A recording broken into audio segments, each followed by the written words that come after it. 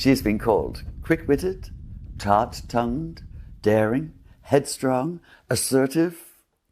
Take your pick.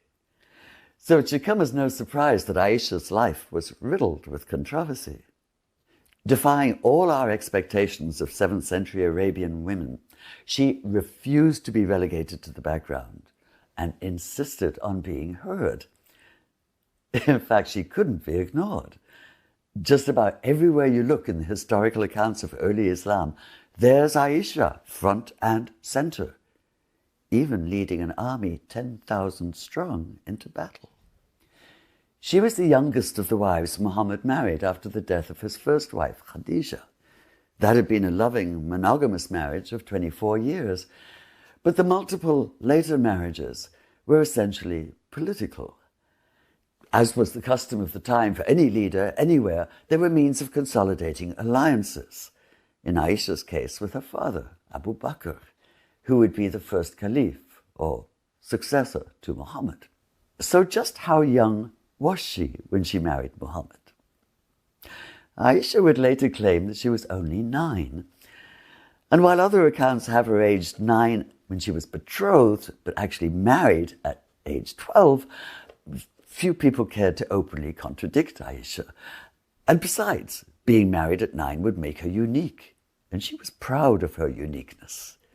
Not only the youngest, or the most spirited, or the only virgin among those late-life wives, since all the others were either widowed or divorced, most insistently, Aisha was the favorite, the one who could tease Muhammad and get away with it. Except for once. Jealous of his devotion to the memory of Khadija, Aisha asked him how he could prefer, and this is in her own words, that toothless old woman whom God has replaced with a better one. It was the kind of question only a teenager would dare ask, and of course a much older woman regret as she remembered it years later. So how ironic is it then that the outspoken Aisha should serve as the excuse, the rationale, for one of the most misogynistic interpretations of the Quran, one that would force women into silence. It happened after she was falsely accused of adultery. Rumors flying around the gossip grapevine of Mecca and Medina almost as fast as they do today on the internet. She was declared innocent by a revelation of the Quran, which stated that any such accusation had to be backed up by 4 eyewitnesses, who of course did not exist. So far, so good.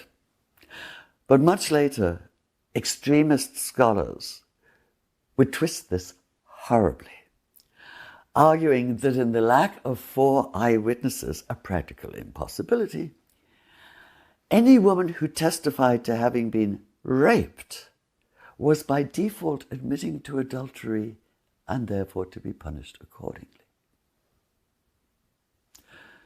If Aisha could have foreseen this, she'd have been horrified. She'd have been outraged, and she would have been anything but silent. This is the woman who then led an army against the 4th Caliph, Ali, in what would be known as the Battle of the Camel. The camel, hers, smack in the center of the action. And even in defeat, she'd remain undaunted, uttering not so much as a whimper when she was shot in the shoulder with an arrow, or when the arrow was pulled out. But perhaps the ultimate irony was that Aisha never had any children of her own, and yet she'd be given the title mother.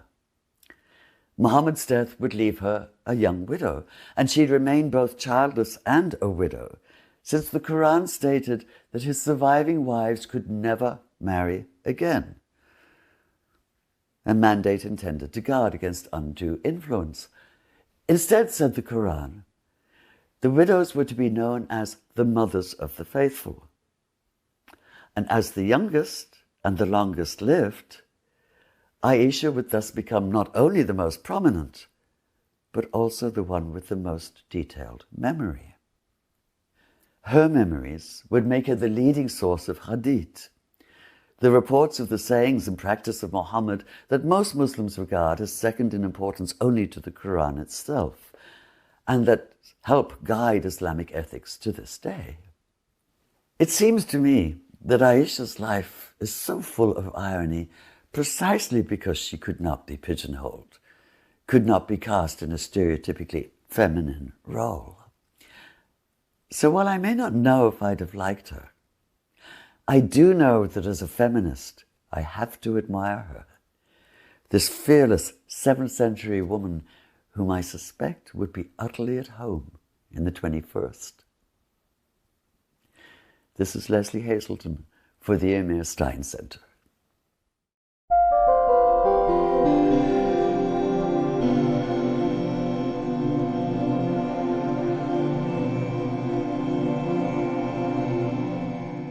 This video was produced in collaboration with Alliance of Virtue. If you want to see more content like this, make sure to like, share, subscribe, and hit the bell notification so you don't miss any new videos.